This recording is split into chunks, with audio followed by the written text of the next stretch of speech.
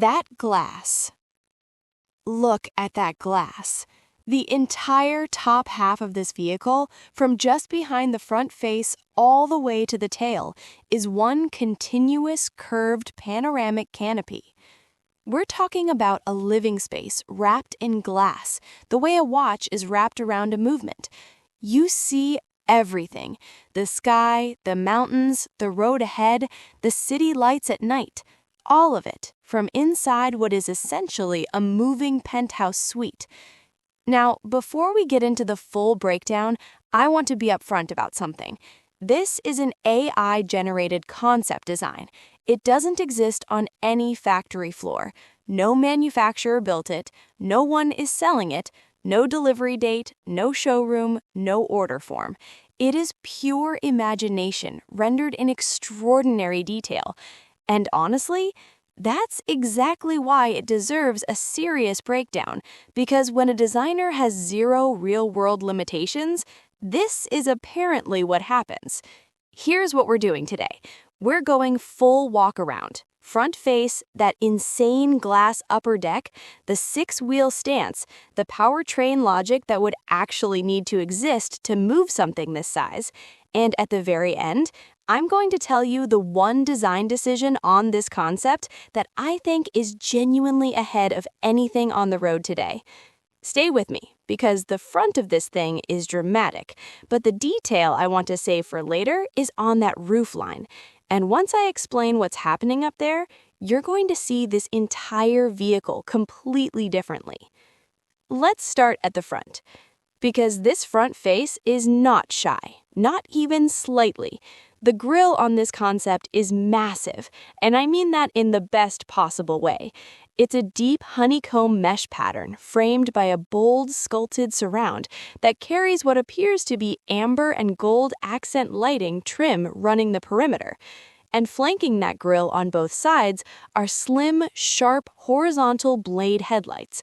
They don't sit high, they sit low and wide, giving the front face this wide, predatory stance that you normally associate with a hypercar, not something that sleeps 6 people comfortably. That contrast is intentional, and it works. The message this front face sends is clear. This is not an RV. This is something else entirely. The designer wasn't drawing from the motorhome playbook. They were drawing from the supercar playbook and simply scaling it to a vehicle that happens to also contain a kitchen and a bedroom. That's an audacious design brief, and they pulled it off. Now, let's move to the side profile, because this is where the real story lives. The body is split into 2 very distinct zones, separated by a crisp, sharp horizontal crease line that runs the entire length of the vehicle.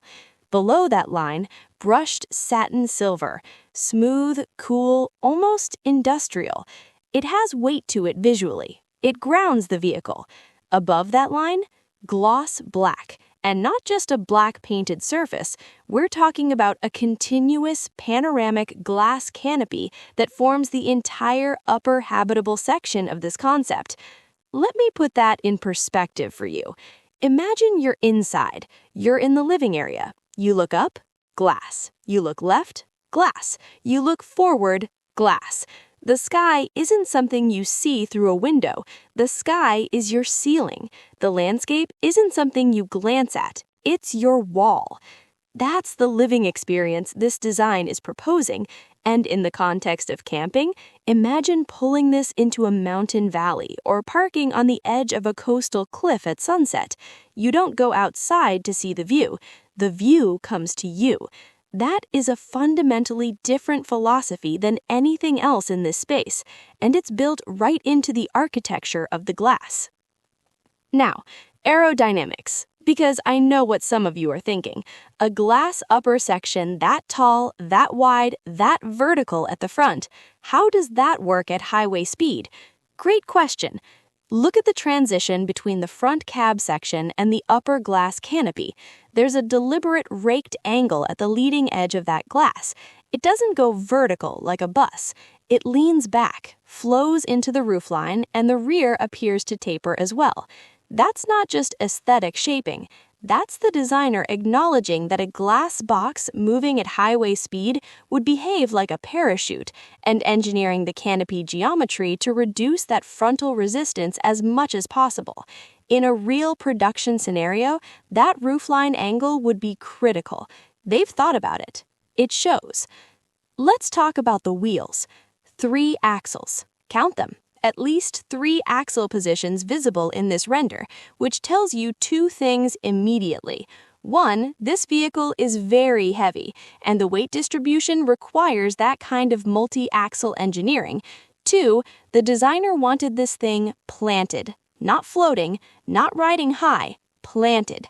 The wheels themselves are large-diameter turbine-style designs in a dark finish with what looks like bronze or gold accent detailing. And that metallic warm tone echoes the amber lighting on the front face. This is a designed vehicle. The details talk to each other. That's the mark of someone who actually understood what they were doing. One more thing on the exterior before we move inside. The two-tone treatment, gloss black over satin silver, does something very specific for the perceived size of this vehicle. It makes the upper glass section feel lighter, almost like it's floating above the lower body, which visually reduces the mass, which makes something this enormous feel almost elegant. Almost. It's still a road presence that would stop traffic in any city in the world. The exterior alone puts this in a category of its own. But honestly, the exterior is just the packaging. What I think is happening inside that glass canopy, based on the proportions we can see from out here, is where this concept gets genuinely, seriously interesting. Let's go in. That glass. Look at that glass. The entire top half of this vehicle, from just behind the front face all the way to the tail, is one continuous curved panoramic canopy. We're talking about a living space wrapped in glass the way a watch is wrapped around a movement. You see everything. The sky, the mountains, the road ahead, the city lights at night, all of it from inside what is essentially a moving penthouse suite. Now, before we get into the full breakdown, I want to be upfront about something. This is an AI-generated concept design. It doesn't exist on any factory floor. No manufacturer built it, no one is selling it, no delivery date, no showroom, no order form. It is pure imagination rendered in extraordinary detail. And honestly, that's exactly why it deserves a serious breakdown, because when a designer has 0 real-world limitations, this is apparently what happens. Here's what we're doing today. We're going full walk-around. Front face, that insane glass upper deck, the 6-wheel stance, the powertrain logic that would actually need to exist to move something this size. And at the very end, I'm going to tell you the one design decision on this concept that I think is genuinely ahead of anything on the road today. Stay with me, because the front of this thing is dramatic, but the detail I want to save for later is on that roofline, and once I explain what's happening up there, you're going to see this entire vehicle completely differently. Let's start at the front, because this front face is not shy, not even slightly. The grille on this concept is massive, and I mean that in the best possible way.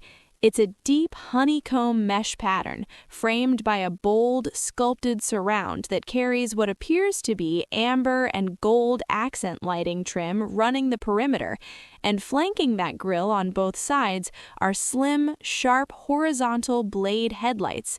They don't sit high, they sit low and wide, giving the front face this wide, predatory stance that you normally associate with a hypercar, not something that sleeps 6 people comfortably. That contrast is intentional, and it works. The message this front face sends is clear. This is not an RV. This is something else entirely. The designer wasn't drawing from the motorhome playbook. They were drawing from the supercar playbook and simply scaling it to a vehicle that happens to also contain a kitchen and a bedroom. That's an audacious design brief, and they pulled it off. Now let's move to the side profile, because this is where the real story lives. The body is split into two very distinct zones, separated by a crisp, sharp horizontal crease line that runs the entire length of the vehicle. Below that line, brushed satin silver, smooth, cool, almost industrial. It has weight to it visually. It grounds the vehicle. Above that line, gloss black. And not just a black painted surface, we're talking about a continuous panoramic glass canopy that forms the entire upper habitable section of this concept. Let me put that in perspective for you. Imagine you're inside. You're in the living area. You look up, glass. You look left, glass. You look forward, glass. The sky isn't something you see through a window. The sky is your ceiling. The landscape isn't something you glance at. It's your wall. That's the living experience this design is proposing. And in the context of camping, imagine pulling this into a mountain valley or parking on the edge of a coastal cliff at sunset. You don't go outside to see the view. The view comes to you. That is a fundamentally different philosophy than anything else in this space, and it's built right into the architecture of the glass. Now, aerodynamics, because I know what some of you are thinking. A glass upper section that tall, that wide, that vertical at the front. How does that work at highway speed? Great question. Look at the transition between the front cab section and the upper glass canopy. There's a deliberate raked angle at the leading edge of that glass. It doesn't go vertical like a bus. It leans back, flows into the roofline, and the rear appears to taper as well. That's not just aesthetic shaping. That's the designer acknowledging that a glass box moving at highway speed would behave like a parachute and engineering the canopy geometry to reduce that frontal resistance as much as possible. In a real production scenario, that roofline angle would be critical. They've thought about it. It shows. Let's talk about the wheels. 3 axles. Count them. At least 3 axle positions visible in this render, which tells you 2 things immediately. 1, this vehicle is very heavy, and the weight distribution requires that kind of multi-axle engineering. 2, the designer wanted this thing planted, not floating, not riding high, planted. The wheels themselves are large diameter turbine-style designs in a dark finish with what looks like bronze or gold accent detailing, and that metallic warm tone echoes the amber lighting on the front face. This is a designed vehicle. The details talk to each other. That's the mark of someone who actually understood what they were doing. One more thing on the exterior before we move inside. The two-tone treatment, gloss black over satin silver, does something very specific for the perceived size of this vehicle. It makes the upper glass section feel lighter, almost like it's floating above the lower body, which visually reduces the mass, which makes something this enormous feel almost elegant. Almost. It's still a road presence that would stop traffic in any city in the world. The exterior alone puts this in a category of its own, but honestly, the exterior is just the packaging. What I think is happening inside that glass canopy, based on the proportions we can see from out here, is where this concept gets genuinely, seriously interesting. Let's go in. All right. My honest take. What this concept does genuinely, remarkably well, is prove a single idea with absolute conviction. That idea is this: luxury mobile living doesn't have to look like an RV. It can look like a design statement. It can look like something that belongs in an automotive museum and a national park simultaneously. The exterior design language, the front face confidence, the two-tone body, the glass canopy, all of it speaks with one clear, consistent voice. That's hard to do. Most concepts lose their voice somewhere between the front and the rear. This one doesn't. The glass canopy is, without question, the design decision I find most impressive. Not because it's dramatic, though it is, but because it's functional drama. Every square foot of that glass is doing something for the person living inside. It's delivering light. It's delivering views. It's delivering the psychological experience of space that makes the difference between a vehicle and a home. That's thoughtful design, not just visual design. What seems impractical? Thermal management. A glass upper section this large in direct sunlight in a warm climate, you're dealing with solar heat gain that could make the interior genuinely uncomfortable without an extremely powerful and efficient climate system. Smart glass helps, deep tinting helps, but in Phoenix in August or the Australian outback, that canopy needs serious engineering behind it. A real build would have to solve that problem before anything else. And the one thing I'd change?